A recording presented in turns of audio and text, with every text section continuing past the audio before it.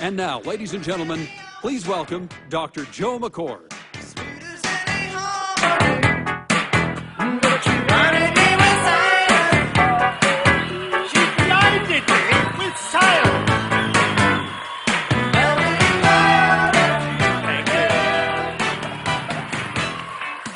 Thank you very much. Well, welcome to our first convention. I want to thank all of you for being here, many of you for being with us for the last many months since ribbon cutting took place. I know a few of you have probably not missed a single event. You've probably heard me speak more times than you really wanted to. Sometimes literally blinding you with science. Today I'm going to talk to not only those of you who have been to many events, but also to those of you for whom this may be the first event. What I would like eventually to teach all of you is the science that I think every distributor should know. This is a complicated product that you're selling, that you're representing, and the science behind it is complicated, and nobody knows that better than me. But it's also something I firmly believe you can get your arms around, and that I think every one of you can do justice to presenting this product, Protandim, for what it is scientifically. So I'm going to review all 7 of the publications upon which this science rests and upon which this product rests. When I came into this room this morning, while it was being set up, I looked up and I noticed these banners on your left. And there's a banner for every publication on Protandim, from the first one in 2006 to the 7th one earlier this year. I didn't know they were going to be there, but it's useful for me to have them because there are elements in each of those 7 publications that I would like for you eventually to have at your fingertips. I get many requests from distributors saying, I encountered, maybe it's a physician, maybe it's somebody who is knowledgeable in science, and I tried to tell them about Protandim, and they took a quick look at the science, and they said, well, this is all done in cells, or this is all done in mice. Well, I want you to know exactly what each paper was done in. Probably the most important paper was done in cells, in tissue culture, human cells, by the way. But one of the papers, the very first one, was a human clinical trial. It wasn't done in mice or rats or cells. It was done in living humans. Several of the other extremely important papers were done in animals, and I want you to know what the message is from each of those. I'm going to begin with kind of a review of what oxidative stress is, and we now know Protandim does more than just deal with oxidative stress to remedy that situation. It involves not just superoxide dismutase and catalase, the first 2 enzymes we focused on, but as I told you at Elite Academy last October, we now know that Protandim modulates more than 600 genes. In fact, at higher doses, not used in humans, as many as 4,000 genes can be affected out of a total of 25,000 genes that we have. This is not a minor little tweak. This is a major readjustment of everything that makes you who you are and what you are. So let's begin by looking at this question. What is oxidative stress? Where do oxidants and free radicals come from? And a question that, believe it or not, some people don't know the answer to. Why should we worry about oxidative stress? It happens to everybody as you get older. Maybe it's just a part of life that we can't do anything about. Well, this is the number of papers published in the peer-reviewed scientific literature since about 1960, when there were essentially zero. And in 1970, there were about 3 or 4, because superoxide dismutase had been discovered.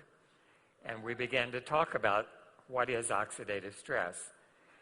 It's now been 41 years since that discovery, and the total number of papers now available in the medical literature is more than 86,000. And you can see the growth rate of these papers, and that should be kind of reminiscent of what Carrie just showed you, because this company is taking a similar exponential growth pattern. And this is the science that underlies everything that we stand for and everything that this product was designed for. The bottom line here is that scientists do worry about oxidative stress. This is a big slice, a significant slice of the total scientific endeavors going on in this country and around the world. So this is not minimal. This is not something tucked away in one corner. This is mainstream. What is oxidative stress from a cellular point of view? Every cell in your body contains these little structures known as mitochondria. They're the engines that burn our food and create the energy that drives everything we are and everything that we do. It drives the thoughts that you think in your brain. It drives the muscles that enable you to walk and run. And in principle, the mitochondrion is not very different from the internal combustion engine that drives your automobile. It takes in food, in its case, gasoline. It takes in oxygen. It burns that fuel, and it produces energy in a useful form. One of the things that mitochondria have in common with internal combustion engines is that they are not 100% efficient. They're byproducts. Ideally, we'd like for all of that fuel to appear as water vapor and carbon dioxide, and in a perfectly designed engine, that would be the case. We haven't built a perfectly designed engine yet.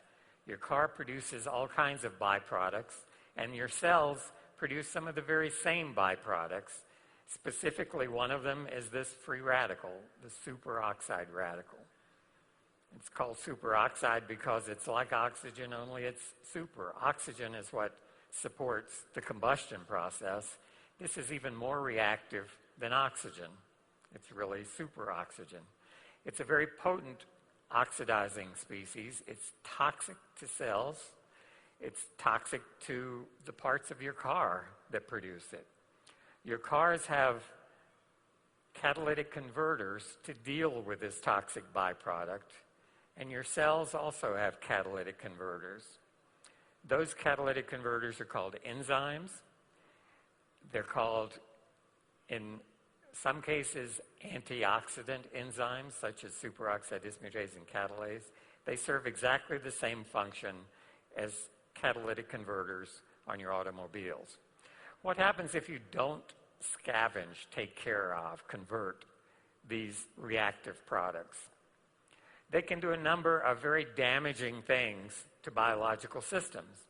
They can oxidize proteins, and the example I've shown here is an antioxidant enzyme itself called PON1, protects against atherosclerosis, very important enzyme. It's inactivated by oxidative stress. And so if you have high levels of oxidative stress, the levels of PON1 circulating in your plasma go down. They go down in many, many diseases, in rheumatoid arthritis, in multiple sclerosis, in diabetics, in patients with autoimmune diseases. It's a marker of what's going wrong in this system within your body. Too many oxidants are being produced. They're damaging proteins and enzymes. They can also damage fat, lipid molecules. And when that happens, it produces something you probably heard about, T-bars. T-bars is an acronym, but it measures oxidized polyunsaturated fatty acids. Polyunsaturated fatty acids are not bad. They're essential for life. Every food you eat has some polyunsaturated fatty acids. You use it to synthesize your own cell membranes. But this free radical can damage that biological family of molecules as well. So it can damage proteins, it can damage lipids. It can also damage DNA. Another category of biological molecules, and everybody knows DNA is important. That's what constitutes your genes. It's what makes each of us different. It's what gives your children characteristics that they inherited from you. Sometimes good, sometimes bad, but that's the way that goes. This same free radical can damage DNA. Again, not a good thing. So here's a third category of biological molecules that can be damaged by DNA. Damaged DNA is called mutated DNA. And the right mutations in the right genes can lead to cancer, one of the biggest health problems we face. Again, the result of free radical attack on our DNA. And the free radicals can also signal events in our bodies. Some of these are not always damaging, and in the right place at the right time, they're good. Fibrosis is formation of scar tissue. So if you cut yourself, you want that wound to heal as quickly as possible. And fibrosis helps that to come about. However, if your heart becomes fibrotic, it's medically known as heart failure.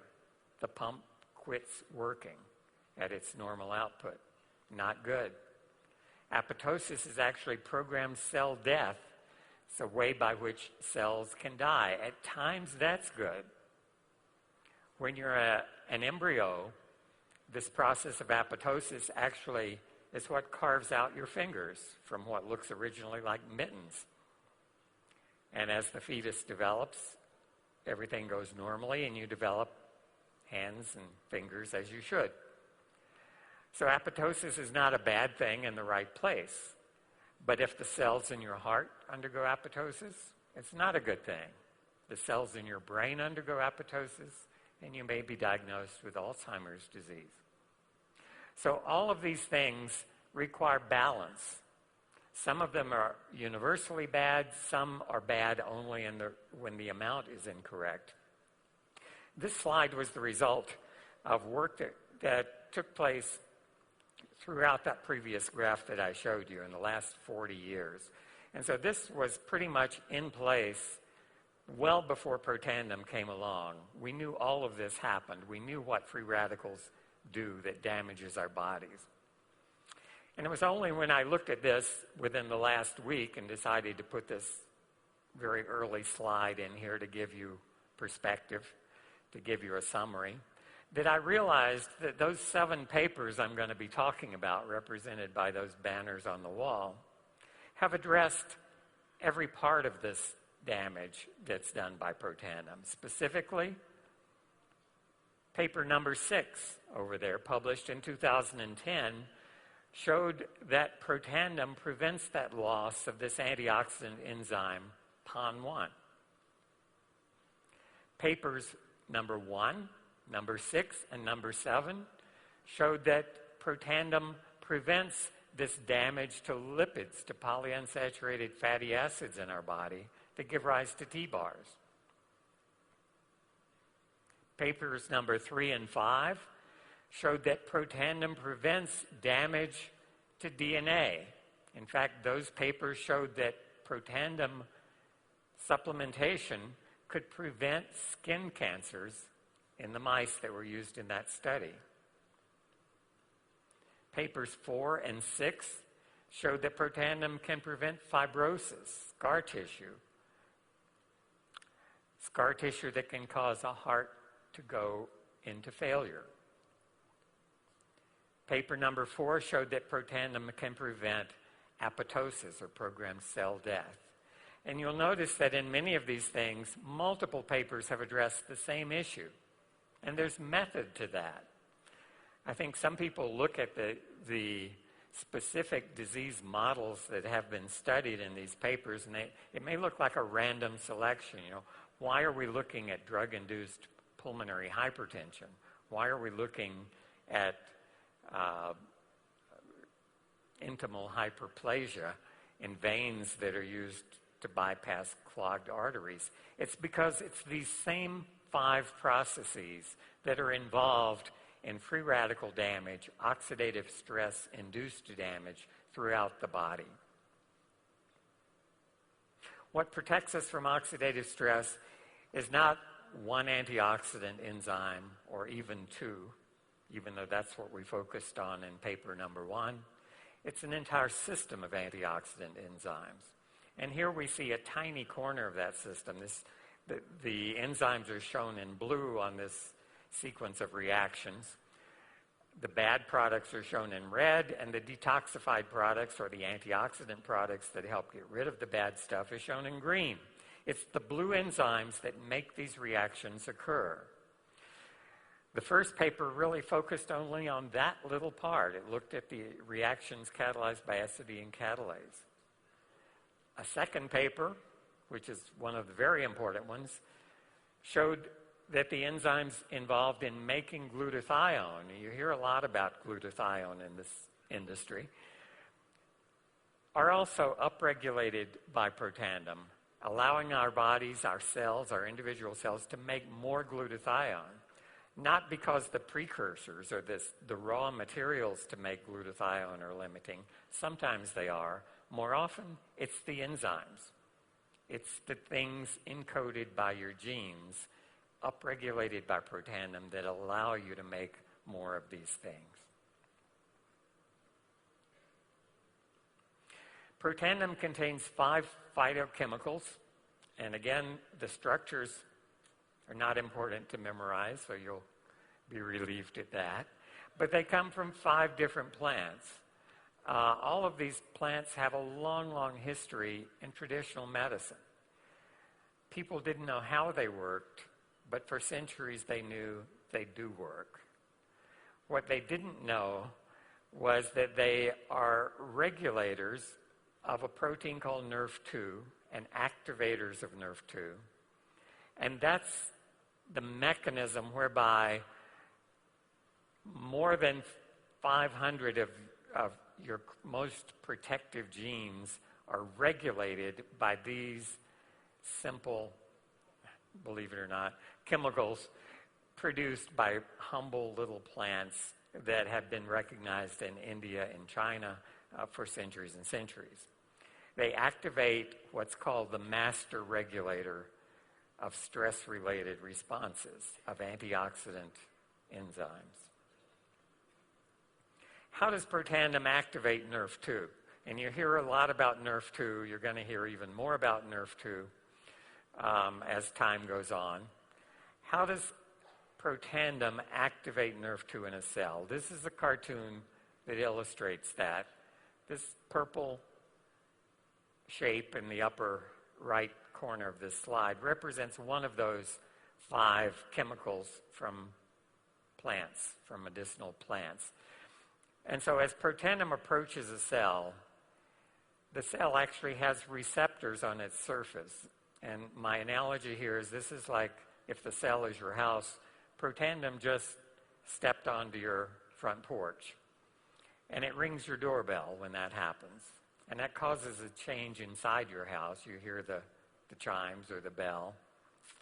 And you know something has just happened that may change events within your house. In this case, an enzyme on the inside of that cellular house called a kinase has been activated, signified by turning yellow. Well, the business of that kinase is to put phosphate groups to chemically modify a handful of molecules that it knows how to modify. One of those is that little red oval labeled NRF2. NRF2 is being held in the cytosol, outside the nucleus where the DNA resides. by this other larger protein called KEAP1.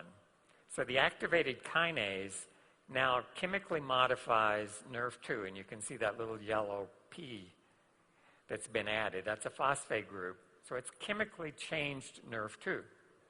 And the protein that's holding on to NRF2 now sees this thing has changed its shape. It doesn't fit my grasp quite as well. It releases that NRF2. So it's now free to diffuse around the cell, and it's small enough it can actually enter the nucleus, which is the vault. It's where all the plans, the blueprints for everything you are reside in the form of DNA. So this activated NRF2 now has access to all of those blueprints, and it binds to specific genes within there. Out of 25,000, at least 500 or 600 bind activated NRF2, and the result is those genes are turned on.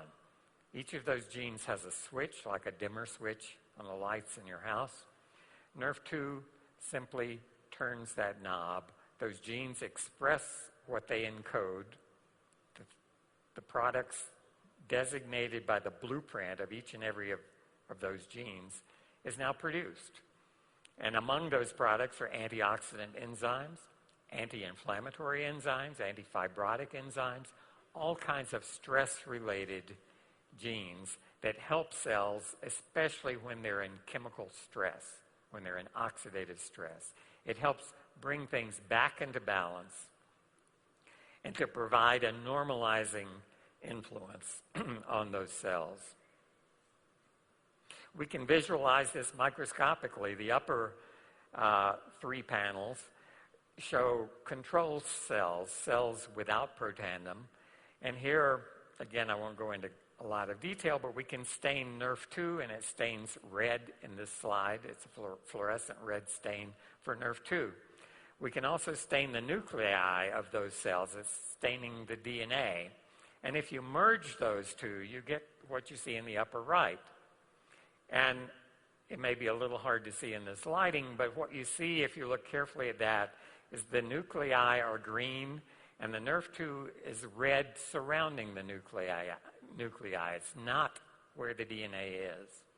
If we treat those same cells with Protandim and now stain the NRF2 and stain the DNA in the nucleus and now superimpose the red stain and the green stain, what you see is the lower right figure. Everything looks yellow, and that's because if you add red light and green light together, what your eye sees is yellow.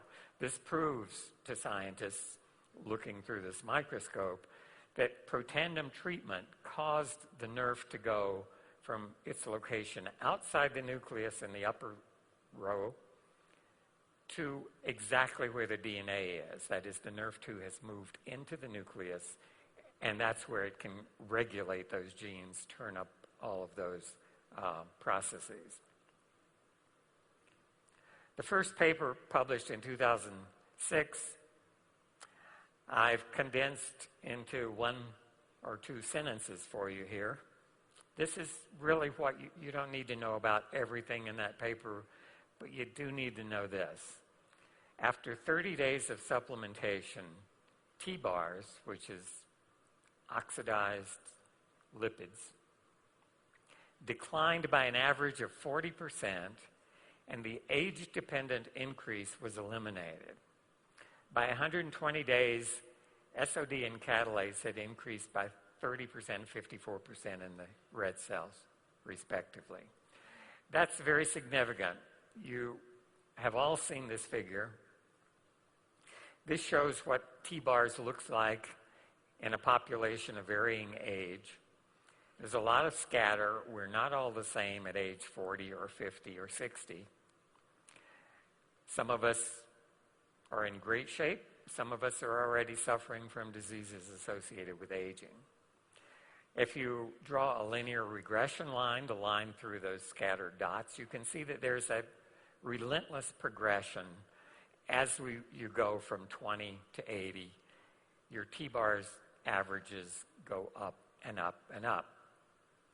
If you look at people in this group who were taking conventional so-called antioxidant supplements that many of us took for decades. Those are the points that turned from red to blue. So some of these people were taking about half a gram of vitamin C every day, about 400 units of vitamin E. And you might think they would have been better off than their colleagues who weren't taking those, but they weren't. Those blue dots, in fact, if you draw a linear regression line, fall on a line with an even steeper slope. And you've heard a lot in Time and Newsweek and on the evening news, studies that show traditional antioxidants, antioxidant vitamins don't always help. Sometimes they can even make things worse. Well, indeed, that's true. And our study, excuse me, confirmed what many scientists had known and had been publishing for years, that sometimes traditional antioxidants can help, often they do nothing, and occasionally they can make things worse. What happens when these same people, whether they were taking traditional antioxidants or not, took Protandim for 30 days? This is what you saw.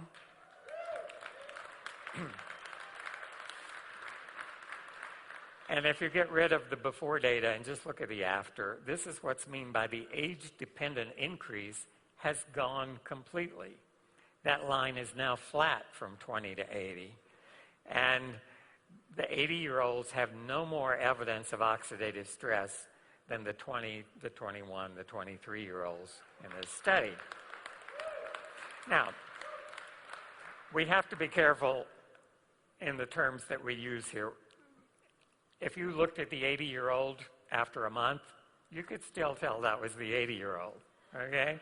It did not reverse the aging process. It didn't reverse everything about it, but it did stop one of the biochemical markers associated with aging. Is that significant? I think it is, and I think all of you probably think it is.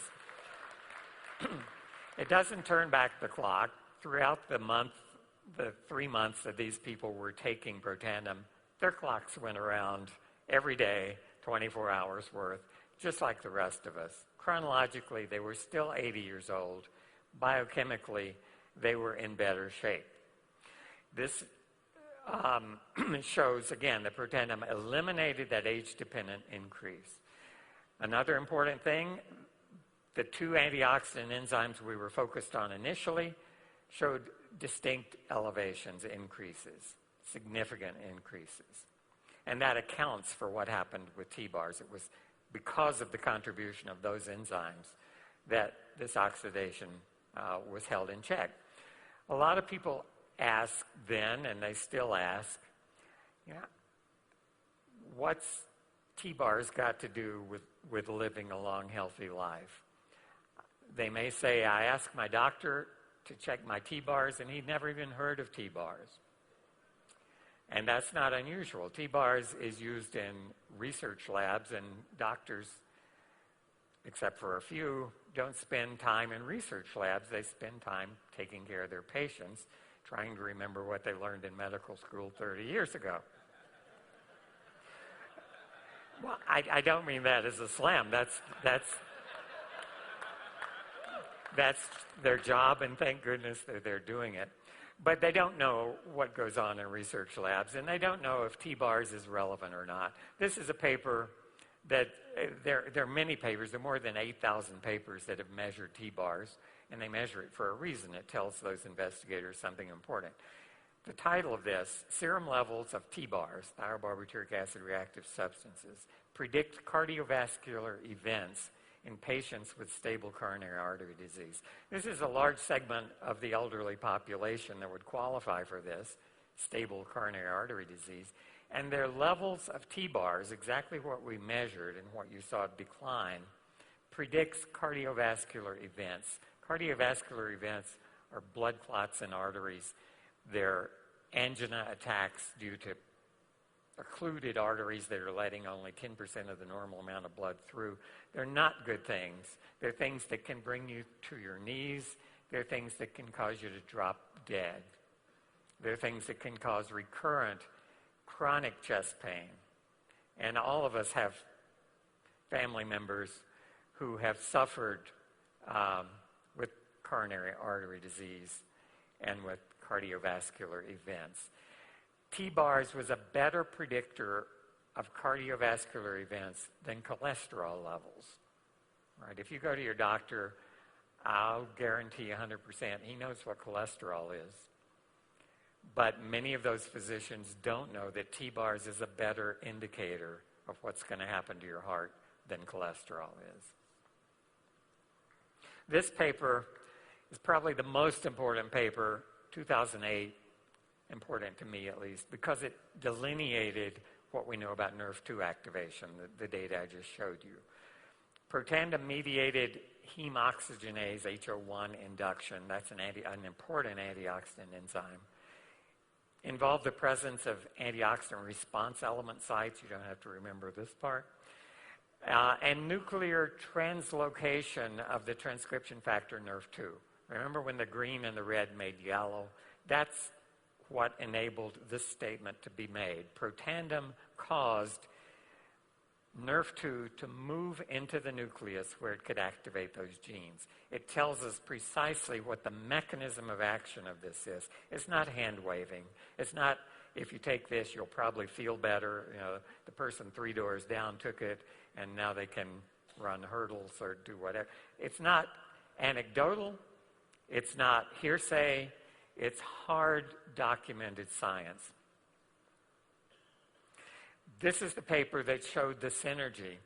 The synergy of Protandim caught us all by surprise. It was far more than we hoped for. You might say, why'd you put 5 ingredients in Protandim? Why not just pick the best one? Our bodies don't let those ingredients in. Our guts keep out most of those ingredients. So you can get low concentrations of each of the 5, but not high concentrations. No matter how much you take, you're limited to a low circulating amount. What this slide shows is if you look at the individual contributions of those 5 ingredients, control is nothing. Ashwagandha is the first ingredient, essentially nothing by itself. Bacopa, nothing. Green tea, that's actually negative a little bit by itself. Silymarin, okay, something there. And curcumin, also negative. You put those all together, and you get the red bar on the right. That's what synergy is. A lot of people may look at the label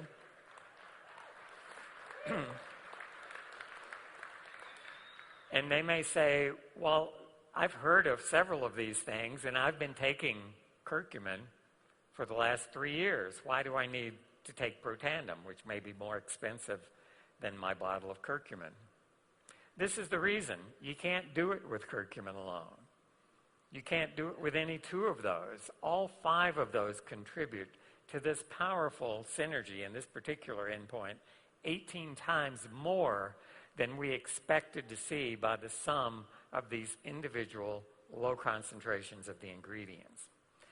Better than the sum of the parts. So that second paper showed that the 5 ingredients produce this huge synergy, that each ingredient acts at a low and pharmacologically attainable dose. Sometimes there are papers published showing that in a petri dish, curcumin can do this great thing. Well, your body is not a petri dish. For your body to use curcumin, you have to take the curcumin capsule, and it would have to be absorbed and transported through your body. That's what's limited. It doesn't happen. A little bit of curcumin gets in, not much. Protandim works because the 5 ingredients, it's okay if they're at low concentrations. In fact, it's better that they're at low concentrations because some of them have toxic effects at high concentrations. 5 things at low concentration, working together, amplifying the NRF2 activation is what does the trick.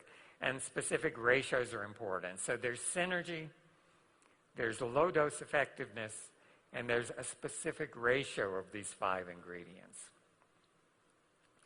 This paper also showed that glutathione is dramatically increased, nearly 4-fold, by treating cells with Protandim. And it's not because Protandim contains the precursors you need to make glutathione. It doesn't.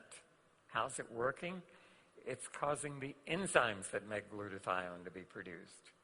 That's the part that's rate limiting. The mechanisms are very different. This shows how cysteine, one of the key amino acids in glutathione, gets into your cell, and the enzyme shown there in blue, glutathione synthase, is upregulated by Protandim, so you can make GSH, glutathione, an important antioxidant protectant in your cells. But amazingly, what limits the amount of glutathione most cells can make is not the amount of cysteine that's circulating through your body. There's a little protein there called XC-, not a catchy name. And it's a turnstile protein. If your cell is like your local branch bank, it may have a revolving door to get into that bank. And this protein lets cysteine get in one side of that revolving door, but only if another molecule, glutamate, is coming out the other side of that revolving door. So it's like a heavy door that it takes two people to push to get one in and one out. That's one of the most powerfully upregulated genes by Protandim. And that's the part of this whole of this whole glutathione synthetic pathway that's limiting. That's the slow point. You may have cysteine lined up outside the bank waiting to get through. If you don't have a working door or enough doors in that bank, no matter how much cysteine is waiting outside, it's not going to happen. Right?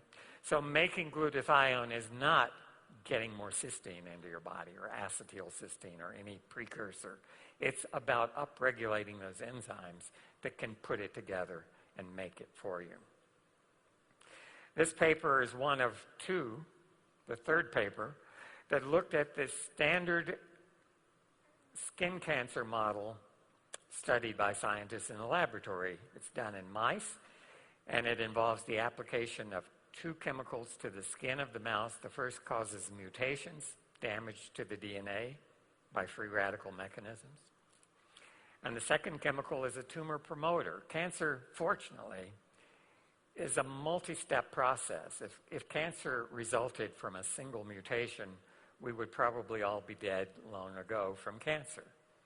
So cancer takes a series of mutations in a specific set of genes to cause your cells to lose control. They lose the constraints. It's actually easy for a cell to eat food and divide.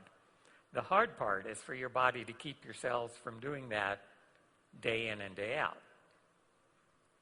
Many of us in this room don't weigh any more than we weighed a year ago, even though we've eaten a ton of food in the interim. And that's a good thing, because if every cell in your body had unrestricted ability to divide and divide and divide, we would all fill this auditorium individually. So it's much more difficult to keep your cells in control than to let them just proliferate ad nauseum. And so cancer happens when those constraints are broken, when your genes can no longer keep a cell from dividing and dividing and dividing. So once a cell breaks those constraints, it is medically a cancer, and it will grow until it consumes you. This paper concluded overall, the induction of antioxidant enzymes by Protandim may serve as a practical and potent approach for cancer prevention. A follow-up paper, about a year later, looked further into the mechanism and showed two of the specific genes that are regulated by Protandim. One is the suppression. Protandim, some genes are turned down, and P53 is one of them. And manganese SOD, that's a mitochondrial SOD, was induced, is turned up. And it was those modulations of those two genes may play an important role in the tumor suppressive activity of Protandim. What are the data shown in that paper? Those two papers. There were two groups of mice And the first group got a regular mouse chow diet. It's what Purina makes and what mice eat. And it's balanced, it's a healthy diet. When they were treated with the two chemicals at high doses that cause skin cancer, that group of 15 mice, shown here in the yellow bar, got cancer. 100% of them, all 15 mice, developed cancers. Many of them developed, probably all of them developed more than one. The number of cancers per mouse, 6.3. The total number of cancers in that group of mice, 94. The second group of mice, treated identically except their mouse chow had Protandim added at a dose calculated to be equivalent to what most of you in this room are taking, 1 caplet a day for a human, same adjusted dose for a mouse. And look at the second group, 15 mice. This time, a third of them developed no tumors at all. And if you look at the total number of tumors in this group compared to the other, it's 57% lower, only 40 as opposed to 94. So the cancer incidence was reduced by 33%. The multiplicity, the number of individual cancers, reduced by 57%. This was a remarkable study described in these two papers. This is paper number 6, published last year. Virginia Commonwealth University. A very complicated model, but one that resonates with what you heard earlier this afternoon. And this is a conclusion from the abstract. Protandim prevented fibrosis and capillary loss and preserved heart function, in this case, right ventricular function, right side of the heart, in this particular model. How did it do that? It prevented heart fibrosis. I told you Protandim turns down some genes and turns up others. There are genes that signal the fibrotic process, formation of scar tissue. And again, if you have a cut, it's important that you can heal that cut. But if your heart turns to scar tissue, you're in big, big trouble. The graph on the left shows the amount of fibrosis in the hearts of these animals. They were treated with, here, a chemical that caused pulmonary hypertension. That's also a word you heard earlier this afternoon. Pulmonary hypertension puts a strain on the right side of the heart that pumps the blood to the lungs to get reoxygenated back to the heart, and the left side then pumps that reoxygenated blood to every part of your body. So look at the amount of fibrosis. How do scientists measure fibrosis? These two pictures at the bottom, again, I think that's hard to see on the big screen. Maybe on either side it's more clear. The picture on the right shows a fibrotic heart, and you can see areas that stained kind of a bright blue scattered among the pink tissue of the heart. A normal heart is shown on the left, and you don't see those areas of blue. So there's a way of microscopically staining the tissue. You can tell how much of that heart has turned to fibrosis. Look at the graph on the left. The control heart has very little fibrosis, that small blue bar. The hearts that had chemically induced pulmonary hypertension had about 4 times as much fibrosis, the red bar. Animals that were treated exactly the same way except with the addition of Protandim, and you can see the red bar was dramatically reduced, significantly reduced to the green bar. So fibrosis was prevented. We, in this case, measured a specific gene product. This is a protein that signals your body to create scar tissue. You can see in the control, the healthy animals, a very small bar. The ones with pulmonary hypertension, a lot of signal telling the cells to become fibrotic, to create scar tissue. And you can see it largely blocked in the animals that were treated with Protandim. Protandim prevented dilatation of the heart. What does that mean? That means enlarged heart. it's not good when your heart enlarges. You might think a big heart could pump more blood. Not so. It can't develop the pressure because the contractility is not there around that small space. The hearts from these animals, the control hearts, you can see that blue bar represents the diameter of the right ventricle, the pumping part of the heart that sends the blood to the lungs. In the ones that had pulmonary hypertension, the diameter was twice as great. The heart was enlarged to twice its normal size. And you can see a significant reduction in the Protandim-treated animals. If you look at the number of apoptotic cells, dead cells in these hearts, the healthy control animals had measurable apoptotic cells. The ones with pulmonary hypertension, many more times the dead cells. And it looks like I forgot to put the green bar on that chart, but it's there. It's just reduced to 0. There weren't any dead cells in the animals that had Protandim supplemented diets. This is a measure of how well the heart pumps. It's cardiac output. It's blood, milliliters per minute of blood that heart pumps. And so if someone goes into heart failure, it means the pump isn't working. So a normal, healthy rat heart can pump 60 milliliters, a couple of ounces of blood every minute. The ones with pulmonary hypertension, that was reduced by about 40%. And in the Protandim-treated animals, you can see it's restored almost to the normal pulmonary cardiac output. This paper I didn't feature in an elite academy, but it's an important paper. It's a mouse model of another disease, and you might say, why Duchenne muscular dystrophy? There are only about 3,000 boys in the United States of America that have DMD, Duchenne muscular dystrophy. It's a genetic disease that only affects males.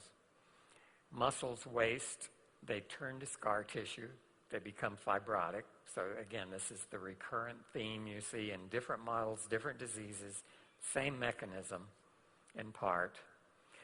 And what was seen here, that after 6 months on Protandim, these mice that have been engineered to have exactly the same gene defect that these boys with DMD have, they showed T-bars, lipid oxidation reduced by 48%.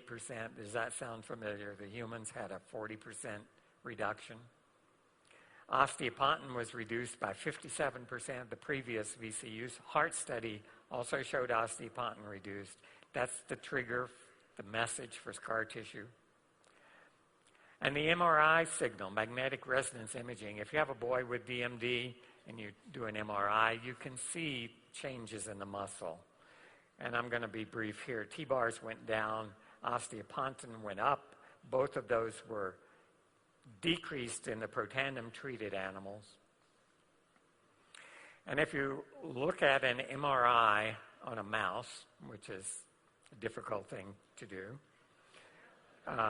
these mice weigh about 20 grams, and the MRI machine was a tiny little MRI machine that probably cost twice as much as the big one that you go through. But here's what the pictures look like on a mouse that has muscular dystrophy. You can see those areas in the yellow circles. That's simply abnormal regions of a muscle. The muscle should be uniform. This should look like a slice of ham, because that's exactly what it is. This is an image through the thigh muscle of a mouse. And you can see those anomalous regions. And these are Protandim-treated mice. And you can see those bright white spots have virtually disappeared. It really does look like a nice appetizing slice of ham, mouse ham, on the right. But the important thing, if you have muscular dystrophy, you don't want those anomalous regions. You want to see clean-looking, normal-looking muscle. And it was reduced by 38%. Finally, this last paper, one I talked about at the last Elite Academy from Ohio State. And I realize some of you weren't there, but I'll summarize this one very briefly. Protandim blocks intimal hyperplasia. What is that? It's the thickening of a vessel wall. And this is in veins that are used to bypass clogged arteries in the heart. If you know someone who's had bypass surgery, the bypass means they take a vein out of your leg, they use it to bypass, to put new plumbing around your heart. This study increased the antioxidant enzymes, decreased levels of superoxide, decreased lipid peroxidation. What does intimal hyperplasia look like? This would be a cross-section through a healthy vein or a healthy artery. And it has the lumen, the pink spot in the middle is where the blood goes through. It's like the opening in a pipe. The vessel is composed of several layers. The innermost kind of yellow layer is labeled intima. And when you have intimal hyperplasia, it just means intimal overgrowth or thickening. You can see that that would partially occlude that pipe. That's not a good thing. And in real vessels, you can see the upper one is a freshly isolated vein from the leg that's going to be used to bypass the artery. The lower picture is that artery that's been that vein that's been subjected to oxidative stress.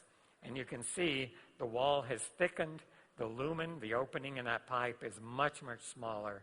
And obviously, the blood flow through that vessel is going to be constrained. Intimal hyperplasia is actually not a disease. It's something that is caused by physicians and surgeons doing procedures to keep your heart working for a bit longer. So if they do a bypass, you're in good shape immediately. And within a few months, you may feel like your old self. But those grafts fail, and they fail because of this process of intimal hyperplasia. If they do angioplasty, they put a catheter into your heart, put a stent, looks like a little cylinder of chicken wire that opens up by a balloon, can hold that clogged artery open. But they too fail, sometimes within months, due to this same process. The same thing can happen in the large vessels that take blood to your brain, the carotid arteries. They can be opened up, but within months or years, they start to occlude by this process. Protandim blocked the process. It didn't stop the disease because it wasn't present during that. But in isolated organ culture, it could prevent this process of intimal hyperplasia. And finally, I want to remind you that the technology behind Protandim, the technology derived from these publications that led to these publications, is protected by 3 United States patents issued in 2007, 2008, and 2009. So this is not a run-of-the-mill product off the shelf. This is something that is very different. Its bedrock is mainstream solid science, mainstream solid patents protecting this product, and it's a powerful thing that you're selling, and I hope all of you can take these tools and use them as you convince the people around you that Protandim is something they need. Thank you very much.